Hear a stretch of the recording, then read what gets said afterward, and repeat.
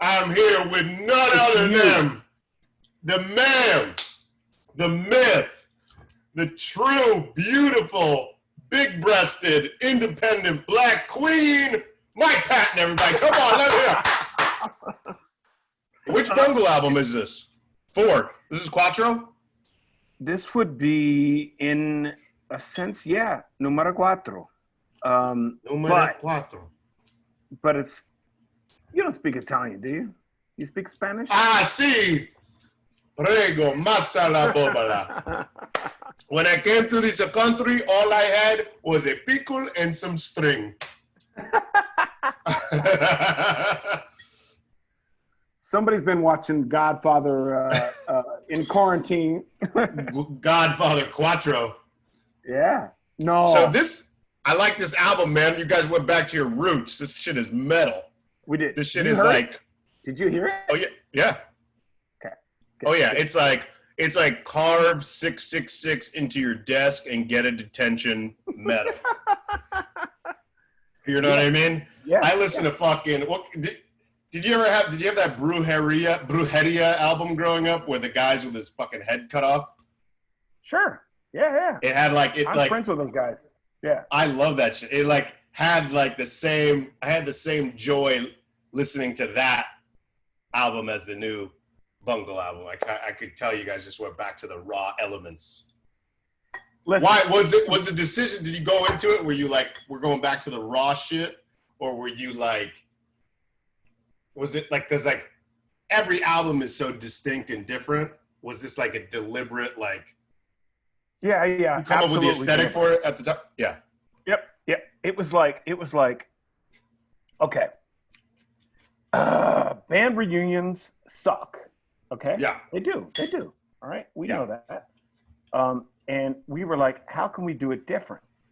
And this was our way of doing it, meaning we're going to re-record and put out shit and tour shit that nobody's ever heard.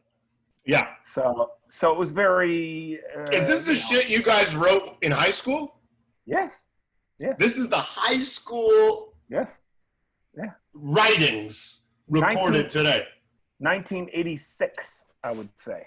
Like right around the time we were graduating from high school. And yeah. And that's the music we wrote then. And it Where'd you go to high school? Humboldt County, baby. So you were just smoking weed, listening to Napalm Death. I wish. I mean, I was listening to Napalm Death, but I wasn't smoking weed. Like, we were straight edge. You still got your foreskin? I think so. Or are you circumcised? I have to check. I don't know. No, I think I'm good. Can you barely feel half your hand? This one?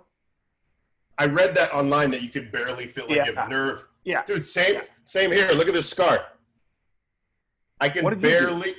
My friend, when I was 14 years old in Florida, goes, dude, glass bottles. Boca Raton. We were in a parking lot. And he goes, dude, I found a bunch of glass bottles. Let's break them. And we were like, yeah! We started throwing them everywhere. He chucks one up. He's across the parking lot from me. He chucks one up in the air, and I'm like, wow, that's going to land really close to me. Whoa! I went like this. It sliced me like 1.5 inches deep. Oh. Cut my ulnar nerve 86% of the way through. They had to cut me open, reattach the nerve, move it up here. But to this day, it feels like this half my hand's asleep. Yeah. No, same with me. Mine, I don't know if you can see it, but see that? You can probably see a little scar. Yeah. And here's what's fucked up. Oh! See how it moves? Oh! So I did that on stage, like, it was one of the first Faith No More gigs that I ever did, right? And I'm like slamming my hand on the ground or on the stage. But back in the day, they had like beer bottles on stage. Like, they don't allow that shit now. Right. So I hit a bottle and boom. I was kind of screwed. Did you end the gig, or did you keep? You had the adrenaline going? You just kept going. Hell no! Of course I did. I mean, the amazing thing is, we were actually shooting a video that night. You know, like for Warner Brothers. We were on Warner Brothers at the time, or Reprise, and they were filming, and I always asked for the footage because, dude, it was squirting because I cut my artery, you know, and it was just grr, grr, grr, grr, grr, and my whole band was covered in my blood. Oh, it was like guar, for real. Yeah. It was like Gigi Allen. In a sense, yeah. Now, when you first gave Disco Volante to Warner Brothers, the first, like, this is our first, I don't know how recordings work. You're like, this is the first version of it. What did the executives at Warner Brothers say? Nah, they didn't care. They didn't care? No, they didn't care. They were mellow. They were totally mellow. What they were trying to do, I think, I'm not sure, but my opinion of it is basically that they were trying to keep me happy, to keep me in Faith No More. You understand? Like I think they were like, whatever he wants to do, let him do it. And I think that's the longest recorded scream is captured on that album. Which I think that's in Carrie Stress in the Jaw.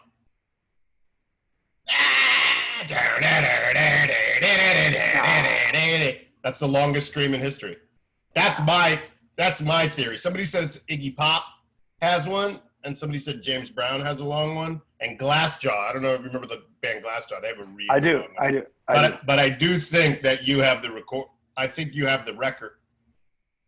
It goes.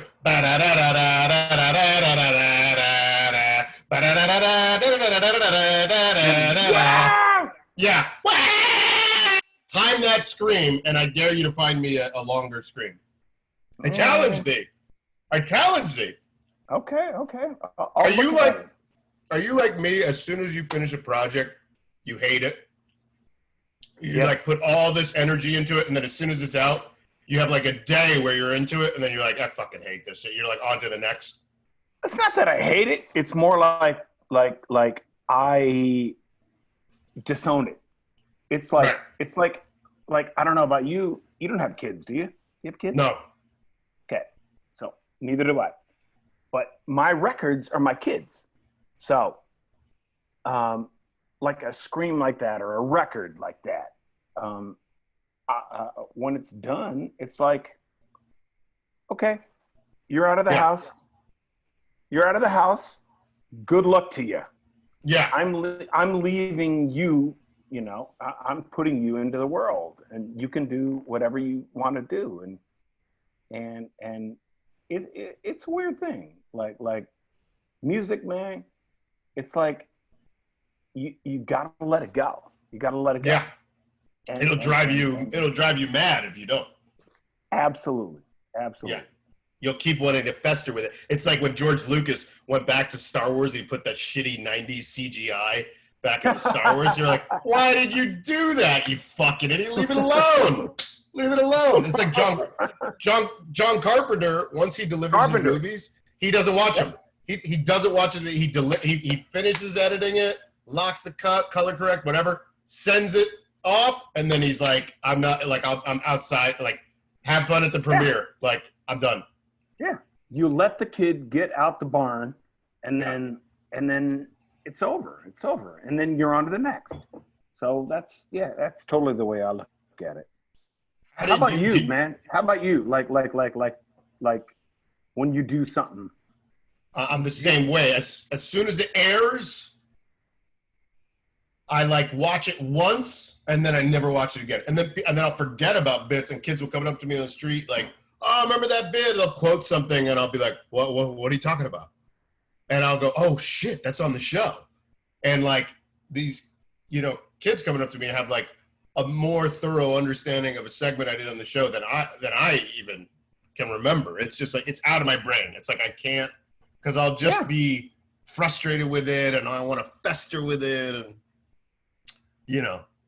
Because you could, listen, as artists, we can always tweak shit till the end of time, right? Right. But what's important is when to know when to let go. Yes. And really just let go. And criticism, whatever. But when it's ready, it's fucking ready. And you got to let it go. And that's a really hard thing to do. It's a really hard thing to do. It's a discipline. I think it's like that with everything in life, you could say. With relationships, you got to know when to let it go, Yep. How did you meet? Did you guys all meet each other? How did Mr. Bungle meet? Did you guys all meet in high school? Were you guys like in math class together? Yeah, well, more or less, yeah. Trevor and Trey were in like jazz band, and I was fascinated with them because they knew more about music than I did. Like, I'm not a studied guy. You are a studied guy. You went to fucking Berkeley, right? Yeah, whatever. Yeah, but you did. Berkeley College of Waste Your Money Music. I sure did. Well, but you did, and I didn't do that. I didn't go down that path, and I was the one in the band that was like the unstudied, crazy one. So I remember I saw you play with Tomahawk when I was in college, and you go, "Is anyone here from the Berkeley College?" I better get in Berkeley College of Waste Your Money music from you. And you go, "Is anyone here from the Berkeley College of Diarrhea? What about the Guitar Institute of whatever, cholera?" Yeah! And I was like, shit, he's onto something. I was like, should I quit school right now? I'm taking you down. I'm taking you downstairs. This is what are you doing? What are you doing? This is what I spend 120 grand studying. Charles Mingus bass lines. You're a bass player, correct? I was an upright bass player, yeah. Unbelievable. So you must love my man Trevor Dunn. He's one of the best of all time. I mean, he is. He has surpassed Jaco Pastorius. He's the 21st century Jaco. Love Jaco. That's what I'm like. That's the crazy thing. I'm like, how do all these guys? How are they all so good at their instruments? Yet they met organically, like in high school. What was this high school? What was in the water at this high school that these guys were? Like all a band of virtuosos, because like all I can tell you is basically, okay, you were Boca, we were Eureka. These are very small towns. They're not cities; they're towns. Okay, so you get really fucking bored, right? And that's, I think, boredom was one of the. Or lack of, I don't know, options, things to do. Like we would just like drive around like 2 a.m. and drink coffee for no reason, and talk about like, oh, what about Sodom? This death metal band. I mean, Sodom's really great. I mean, that's the way it is. Like when you're growing up in a small town, man. You figure shit out, and you either have a thirst for other stuff or you don't, and we did. Right. I think that boredom is the key to inspiration, and I'm so addicted to my iPhone and Instagram that it's actually ruining my imagination and it's ruining my creativity because there's no room for boredom. Every little pocket of boredom is just zapped with stimulus from Instagram, and it's toxic. It's toxic. Let me tell you something. Put down your phone. Yeah. Put it down. It's easy. It's no problem. I have no self-control. It's Okay. real. It's an addiction. Listen, I don't do any of that stuff. I don't have an Instagram account. I don't have a fucking, like, I'm Smartest thing you ever did. out Smartest of thing. that shit. No, Good. It's not. I don't know if it's smart, but it's It like is. the old man in me, where I'm like, Smart. fuck that shit. I'm not listening. I'm not looking. Yeah. I don't care. Look, everybody's gonna hate. Yeah. You know, all the time. Yeah. And Right. and I don't mind it. Like I don't. Right. It really doesn't bother me. Right. But do I want to read about it? Hell no. Right. You know what I Right. mean? Totally know what you mean. Where is Eureka? That's Humboldt County? Yes, sir. How did your parents end up there? Were they ganja smuggling? Or are they narcs? They're narcs? They wearing a wire? No. Well, not that I know of. But I was born up there, but they grew up, like my dad's SoCal guy, LA guy, and my mom was like a NoCal, woman. But we spent a lot of time in San Jose, right? Yeah. Like that, I remember, being a kid, living in an apartment building and having a pool and being really stoked about the pool. But yeah, I don't know why they moved it there. I think it was because my dad got a teaching job, and he was teaching. So they were teachers. Yes. My mom's a teacher. I think there's something to the child of a teacher becomes an artist. Something about the teachers value education. Maybe. I don't know.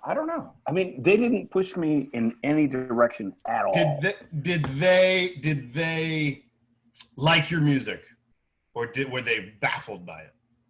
No, they didn't like it. But I mean, but that's okay. That's okay. You should watch my dad, who's from Haiti and 74 years old. You should watch him watch the Eric Andre show. He is like so baffled, like he's like craning his head, like until his head's like upside down, watching the television. Doesn't know what's going on. Well, listen. When you're getting naked and diving into the drum set, I mean, come on. I mean, that's like, if I were your dad, I'd be a little bit like worried as well. He's worried. Yeah, worried. How this is me getting music nerd technical, but like, this is for my own curiosity. How were you guys just so disciplined about rehearsal? Because I was in a melee of bands growing up, and I feel like it's a sports team, and you're only as fast as your slowest player. And to get a bunch of your daffy stoner friends to be disciplined and show up and rehearse at least twice a week, I really wanted 5-6 days a week. Did you guys just have that? Did the guys just have that discipline from a jazz background? Were you guys like, if we want this, we gotta, was it just a hive mind group understanding? Like, we gotta fucking practice every day, or maybe you didn't practice every day. I don't know what was your. No, we practiced a lot, but like, those guys were more studied than me, so I took their lead. You know what I mean? Like, I was like the crazy guy who. Yeah. I mean, I couldn't even really sing. You know what I mean? Like I was learning how to do what I ended up doing. But those guys were like super disciplined, and they knew that. And man, like we had rehearsal spaces that you wouldn't believe. The best one was a chicken coop. Okay, the fucking chicken coop. I'm not kidding. It's for real. Why? Yeah. Why? Because there was nothing else, man. Like, we grew up in a small town. I'm not kidding you. And like, so we got this chicken coop, and this dude who who would collect the rent, and I hate to like say this, but he's a little slow. Yeah, slow adult. Okay?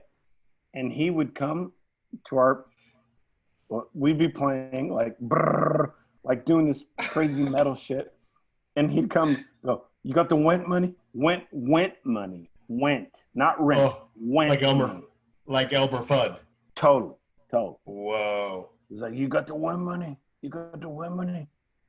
And we were like, so we'd like, pay him. But went money was like one of our heroes, actually. Went money. So you met Trevor and Trey in high school, and Bungle was first. Bungle's pre-Faith No More. Of course, yeah. A lot of people think Faith No More was first. No. So was there heartache when you joined, or were you just like, I'm joining another band, but we could still have our band? No, man. It was all peaches and cream? Yeah, it was totally cool. And was Faith No More in Humboldt County too? No. They were San Francisco. They were like big city, cool band. So was Bungle just like on the scene and crossing paths with? Not really. Crossing chicken coops with the.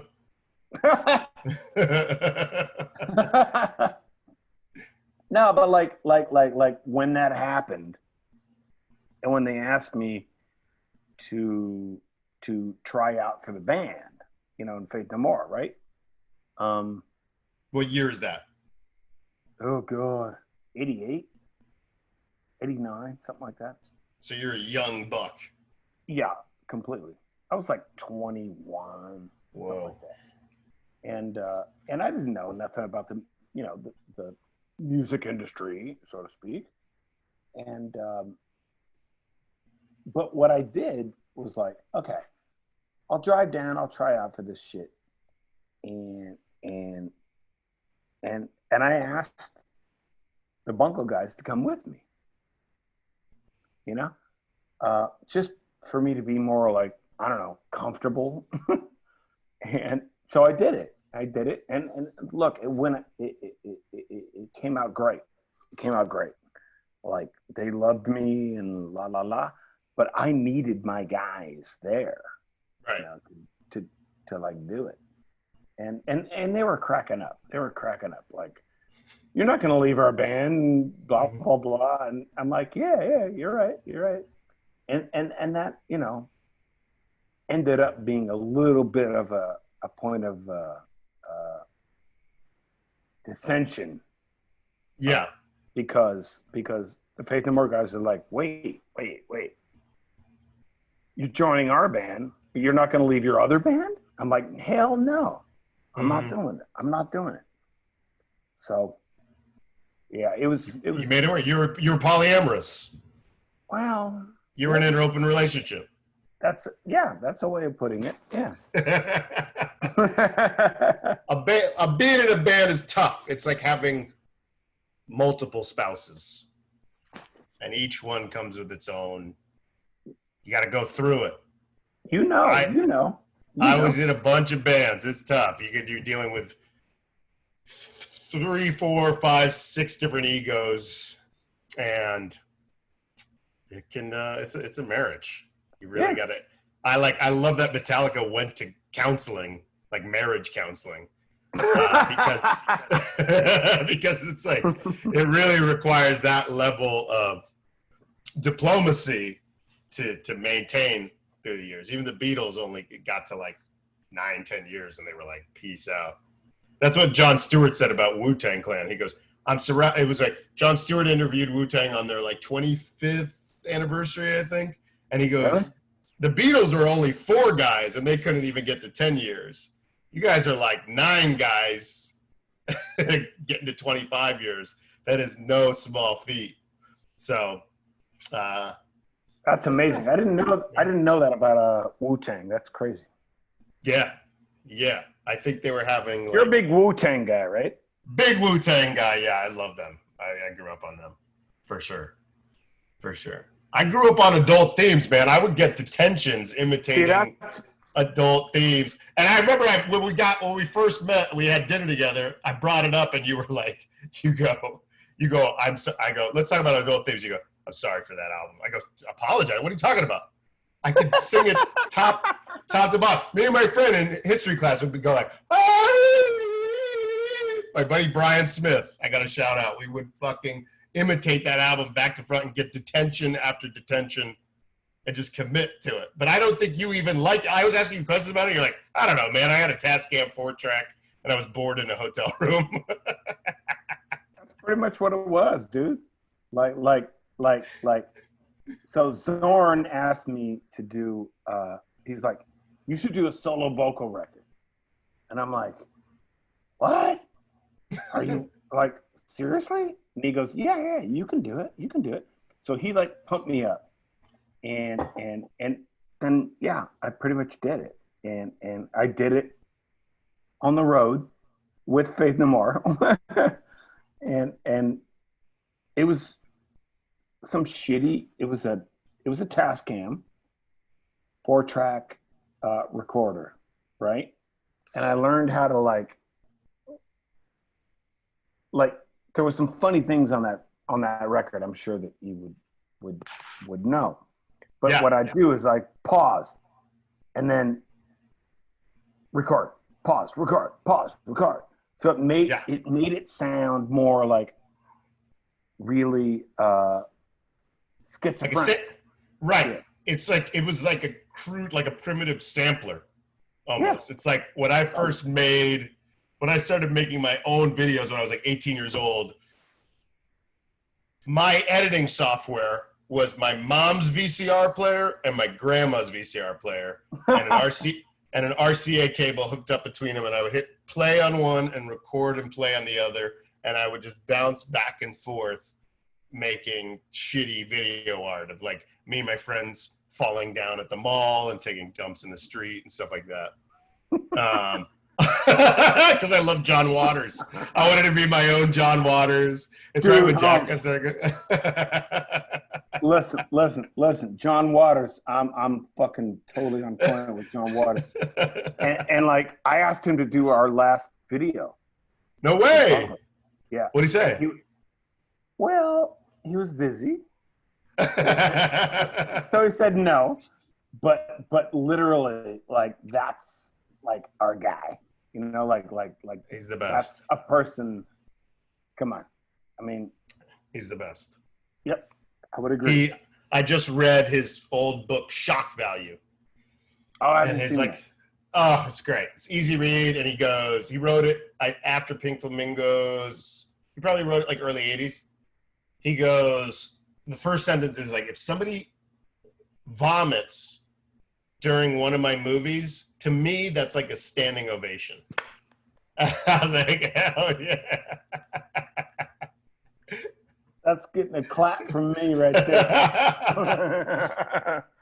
So the Raging Wrath of the Easter Bunny demo. Is that the original title that you guys, there's a teenage title that you guys came up with? Yeah. Are you including the word demo in the album? Yes. Yes. I love that. It's a bold choice. It's like you know, we're re-recording shit, you know, from our teenage years that never really saw the light of day. Right. And so that's why we decided, like, let's call it a demo. I love that. Which it is. Yeah. No, like this is not something that was a real record. You know, did you guys did you pass it out as a demo? Did you send it to metal labels? Did you send it to yes. You did? Yeah. But nobody liked it. Nobody liked it. Yeah. Because it was a little goofy, you know. It was definitely you know, it had, you know, thrash metal, death metal, whatever, you know, in it, but it was still a little bit goofy. Yeah. And metal labels were not into that. Like, right. They just We had no. There were no outlets for us, like none. Right. And then you were in algebra class as well with Dave Lombardo and Scott Ian, I assume. They were there from day one. Say that again? Scott and Dave Lombardo were also in high school with you on the original demo. Well, in theory, yes. but Dave was like, Dave was LA and Scott was New York. But they were I'm making a vague bad joke. How did you get them involved? I guess you're just big buddies with them for years, and you were just like, well, I played with Dave, so that was easy. And Scott, we became friends, over like, I don't know how the fuck we connected, but it was basically about like old school metal and hardcore and like he aged gracefully. I mean, he looks exactly the same. I think so. As when he was playing with Public Enemy. I'm like, what? He looks fucking handsome. He looks handsome as shit. With that fucking beard. Like, he's got the beard is exactly the same. He's looked exactly the same for 30 years. Guy's in great shape. A lot of you see a lot of the bands you grew up on. It could go either way. They either age gracefully or it's like the guy from Color Me Bad that's like 400 pounds. And oh God, no. See, that's on you. Color Me Bad. What was the song? What was the song? I want to sex you up. Yes, I want to sex you up. Yeah, I know that. Oh my God. But that is a super group. I mean, you are playing with the four most virtuosic musicians you could ask for. And in metal, that's high praise. Because your competition is Brujeria and Meshuggah, but I'm just such a huge fan, man, and it's so exciting that you guys. Thank you, dude. Thank you, man. Not just making a reunion record, but a conceptual one, and you're doing this is the primordial ooze. And we're keeping the term demo in the album. This is where we came from. These are our roots. And we had metal with a sense of humor. Nobody did that shit. If Frank Zappa lived into, he made shit into the 90s. But yeah, he did. It feels like you don't feel that humor in music too often, especially in music that. Well, listen. Heavy. So it's exciting. I'm excited for you guys. Thank you, man. All we were trying to do was basically recreate what we had done, back in the day, and back when we were fucking teenagers. Yeah. And that was kind of tricky. It wasn't easy. Yeah. But having Scott and Dave, in the band, made it completely legit. That's what we wanted it, to sound like back then. Right. And they made it happen. It's your dream come true. It's like you're much fulfilling your childhood dreams. Pretty much. Dave is a motherfucker, man. He can play the motherfucking drums. Marron. How did you get him in Phantom? How did you get him in Phantomas? For Phantomas? Have I ever pronounced that correctly? Phantomas. Phantomas. Phantomas. Yeah. Phantomas. Phantoma. Ogri, yaki, yai! How did you convince him? How did you seduce him Or did you? Or was he always part of the band? Did you have to? Did you have to lure him in? Yeah, a little bit. Actually, he wasn't my first choice as a drummer. Believe it or not. Who was your first choice? Igor from Sepultura. Whoa, sick. Because we're like old bros and all that kind of shit. But he didn't get it. Yeah. Like he really didn't. He was like, so we're going to jam on this stuff? I'm like, no. This is the music. I mean, granted, listen, it's that band in particular is a really hard thing to explain to musicians. Because it's totally, angular and weird.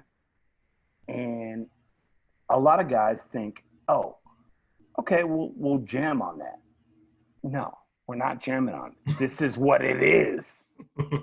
So, and Dave got that. Dave got it immediately. He's like, I remember him leaving me like voicemails and saying, dude, I totally hear it. And he's like talking in the musical language that we created. He's like, I get it. I'm in. And I'm like, okay, this is my guy. That's great. Yeah. Well, great. I'm proud of you. You guys did it again. I'm so happy I got to see you live. Thank you for that experience, because I was so bummed when you guys disbanded. I think I had tickets to see you guys play, and then that was it. But what? And that's when I was in 9th grade. What tickets? When California came out. But we didn't cancel nothing like that. Oh, maybe you didn't cancel. Maybe I was trying to get up to like Atlanta or something happened where I just missed you, and I was like, oh, I'll catch him on the next album. And then you were in fucking Boca, and we didn't go to Florida. Yeah, exactly. Most good bands did not go to Florida. They all skipped Florida. So I mean, I go to Miami, but no, I ain't going to Boca. No. Yeah. Yeah, me neither. Sorry. I love you, dude. I love you too. It was so lovely talking to you. Dream come true. Box checked. Congrats on the new album. And let's hang when this nightmare world is all over.